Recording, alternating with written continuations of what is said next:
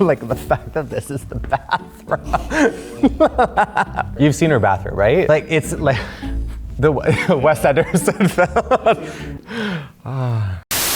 You either love them or hate them, but regardless of their views, their wealth can pretty much buy anything they want. Today, we are gonna take a look at Kim Kardashian's Vogue home tour. Welcome back to my channel. My name is Phoenix Gray, and if you're new here, we talk about everything interior design related. If you're not already, make sure you subscribe to my channel and you can follow me on all my socials at Mr. Phoenix Gray. Quick disclaimer, I know the Kardashians get a lot of hate. This video is just my professional review of their home. This may not be your standard Architectural Digest review. This is just a quick insight to Kim Kardashian's home that she did on an interview with Vogue during COVID. It has left so many unanswered questions to the space itself. I've been able to find some photos online. We're gonna do a deep review on what exactly is in her home and what exactly is missing. At the beginning of the video, she discusses all the renovations she's done to really update the space and all the things she's filled it with. Honestly, I think it's a joke because she didn't fill it with anything because there's nothing in there. Everything in my house is really minimal. I find that there's so much chaos out in the world that when I come home, I want it to be just really quiet and I want everything to feel calming. I can get behind the sentiment of like her life being extremely stressful and overstimulating and wanting to have that home space that is calming and relaxing. She got that to a point, but in the grand scheme of things, she turned her house into a museum, which is empty, null and void of even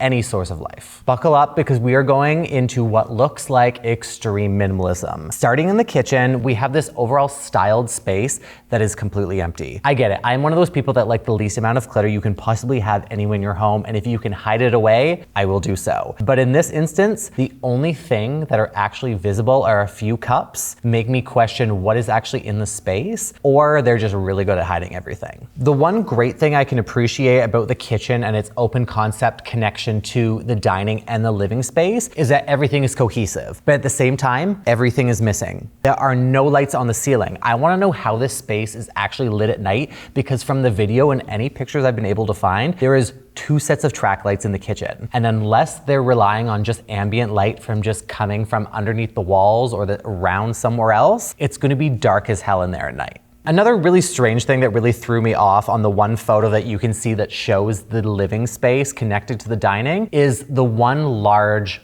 art scale piece. It looks like a plaster piece, which is pretty beautiful in itself, but at the same time, it's a plaster piece. All these walls look like they're a lime wash or plaster to begin with. So you've literally just created an art piece out of the exact same dimension and formula that you use for the walls, and it adds no level of detail or texture or dimension to the space and just keeps it flat, just like the rest of it. I think one of the major concerns for this overall home that lies very flat is the fact that it lacks so much dimension and detail throughout the entire space. When I'm talking about dimension and detail, I talk about the depth perception that you have when you look into a space. If you have everything that is the exact same monochromatic tone, same wood tone finish, and the same flat floor, everything looks stale. This is what gives it that very sterile looking museum environment because you don't have any depth perception. Everything is at the same plane level, looking all the way back, even to the living room where you have that dark wall space, which looks like it could be a projector because I doubt that they have any TVs in this space because God forbid they're minimal enough. But that's the only depth perception you have in this entire open concept besides the window in the kitchen. Having that extra level of detail, even in texture and color and tones, can really create those zoned spaces so you can actually differentiate one space from another versus it all looking the exact same and flat. So the next part of this tour of her valued objects, she goes into the bedroom. We don't get to see the full bedroom. I have some photos I'm going to show you though, but we start in her sitting room. So now we're in the sitting room to my bedroom. It's really cozy. It's like a place where I love to just sit and have tea and write letters to my kids, and I make the most epic baby books for them. In the sitting room, once again, the same comment of what I've had for the rest of the space. It is very flat, but it does have that sense of calming and nurturing nature to it because of that monochromatic tone. You get that very calming sense of an environment that works really well with that minimalistic and kind of like Scandinavian combined style, but at the same time, flat, empty, soulless. If you have the luxury of having a large space like this to have a sitting room in your actual bedroom, I'm obsessed, because the idea of this, of being able to have a lounge within your bedroom, just really creates that really relaxing, calming energy to what you would need in a space. The one great thing that I will applaud the designer and the installer on this entire home is the fact that these walls are pretty much perfect. The fact that they've created this plaster look that is completely seamless from room to room really highlight the dimension and detail that can really be brought in by an installer like this. And let me tell you, plaster installs like this are not cheap, especially if you go the route of having it installed like this, where it is completely seamless and almost perfect to the eye. Even in the video of this, when you're going through, you can see how perfect the walls are. And when you're paying that kind of money, it better be perfect, but it costs a very pretty penny. So in this Vogue tour, we don't get to see the actual bedroom, but this photo, let me tell you the envy that I have for it. So Rick Owens designs furniture, if you did not know this, and let me tell you, the price tag on these items are, let's just say, out of touch with reality. And the fact that most things don't have a price tag on them, you need to inquire about even having something made before it's priced out, means that it's not in your tax bracket. Trust me, I am nowhere close to this. But this bedroom installation of the actual solid stone marble pieces doing the entire surround of the bed and the entire wall with the headboard is absolutely beautiful. It matches the style of minimalism to a T, and it works very well with this overall aesthetic. Does this look beautiful? Absolutely. Is it practical? Absolutely not. The fact that you have a marble surround that, first of all, I'm sure that you would probably have to put a whole structural support system underneath this room to even withstand the weight of this stone is already red flag number one. Red flag number two is that it is hard.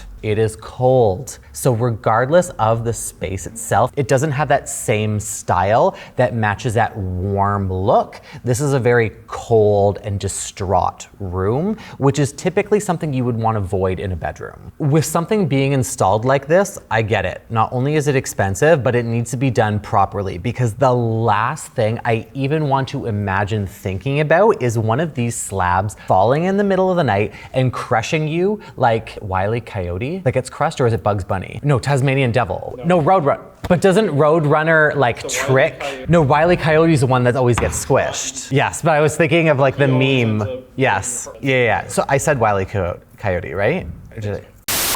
We're gonna jump back here for a second, and we're gonna take a look at the actual foyer of this home and what you are introduced to when you first walk in.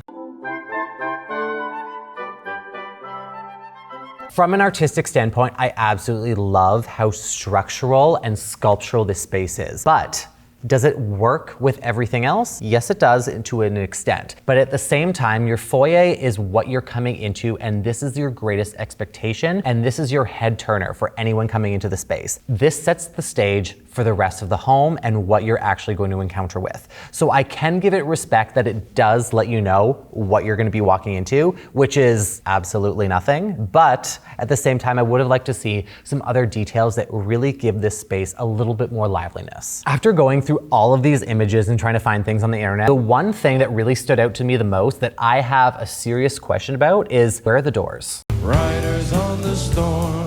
I think that her and the designer really took minimalism to a whole new level. And the fact that I have not seen a picture of a single door makes me a little concerned, because there's a serious lack of privacy, especially now that we're going into the bathroom to take a look. Going into the primary ensuite is what had me have so many questions, and it honestly had everyone online asking the exact same questions. Number one, no one needs a primary ensuite that's this large. The square footage of this primary bathroom itself looks like you could probably fit a small home into it. And it is completely devoid of everything. You have 2 chairs, your sink, shower, and a bathtub. Yes, you have all the necessities that you need for this, but once again, it's lacking absolutely everything that a home needs. The one thing that I will give them props for is the view and those large scale windows that have a full plant wall. Honestly, that is a complete dream to me, to be able to have that level of privacy, but also that same level of intimacy of a space that really brings the outdoors in. And I love that there are pictures online that changes season, where she has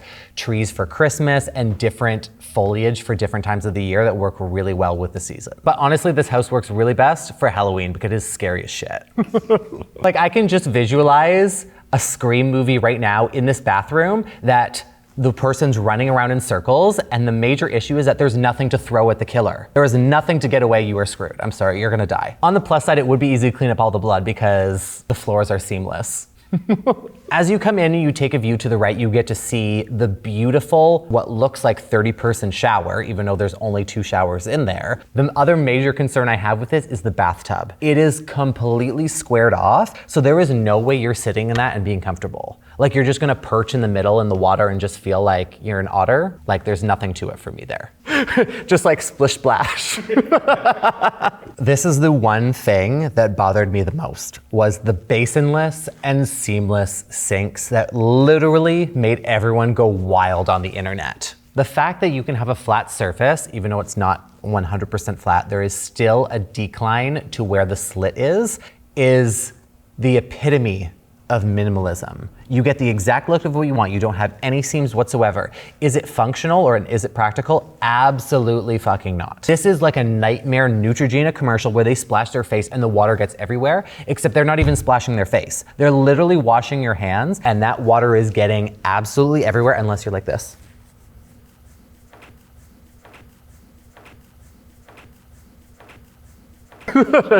No one washes their hands like that. I'm sorry, Kim. From a designer standpoint, the amount of clients I have had ask me if they can have a sink like this, honestly, I don't even know where to start. Because when I first saw this, I thought this was the stupidest thing on the planet. Because I get it. Once you're at that level of wealth, you are definitely not cleaning yourself. You have an entire team that probably lives in your house, and they are cleaning up every speck of water as soon as you use something like that. What the hell? Come on! No drive, he's wet. But for the average everyday person, you're cleaning your own space. A sink like this is not practical whatsoever in any form or function. You need to, so on those, I feel like you need to put in the, what is it? The Law and Order, the dun dun sound.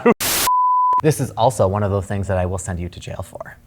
Dun dun. There are so many more unanswered questions for the interior style of this space that I wish I could find more of, and I'm honestly hoping that there's gonna be an Architectural Digest review of her home. I'm so curious to see those extra little details and the alcoves that we don't get to see in the rest of the videos or any other photos that have been posted online. The last part of this video, we get to see a little bit of the outdoor space, which honestly I think works so well with the entire style of this home. The great thing about this outdoor space is it matches exactly what you would think to the rest of this home. When you're Kim Kardashian, money can buy you anything, and if you want an aesthetic looking basketball cart that matches, only because she says the same thing in the video, when you see it, you'll see. I'm choosing where to put these in now. This will be only 3 times, and this will be the last time. 3 every video. Okay, that's fine. When you're Kim Kardashian, your money can literally buy you anything. And if you want an aesthetic looking basketball court, you get one. The fact that they were able to find and match the same beige and lime wash finish to not only the basketball court itself, but the net, the glass, the rim, and everything all in, I think is what money can be worth if you're willing to spend it. And that's what she did. She covered her entire home, her cars, everything in the exact same monochromatic look that gives it that level of flatness that you don't want in a space. The one thing I can appreciate is that she did let each one of her kids pick a color for her room, which is great in a sense. They were able to do a little bit more, but I can only imagine the amount of restrictions that she gave these kids on what they could actually do. The color had to be muted. And not only that, this color had to be everything. The same thing. They took this same color and they color drenched it everywhere. For example, her daughter's room, look at this. They found that one level of pink and put it on absolutely everything. No dimension, no detail, just one flat color. I hate to say it, but could you imagine being one of those children growing up in a space like this? I feel like you're living in solitary confinement. The one thing I am excited about is her new home that she's building now that is somewhere between, I don't know, $15 million. The whole new plans literally make it look like a spaceship, but I'm sure we're gonna get a full Architectural Digest review of that one. I cannot wait to see if she transitions this exact same style into her new home or if they're gonna have something completely different. So this is one of the first celebrity home reviews that is not Design Daddy approved. It lacks honestly everything, especially taste. So that'll be it for this video. Do not forget to like and subscribe. And if you're not following me on socials already, it's at Mr. Phoenix Gray. Just remember, if you're ever second guessing yourself, just ask, what would Design Daddy do? Done.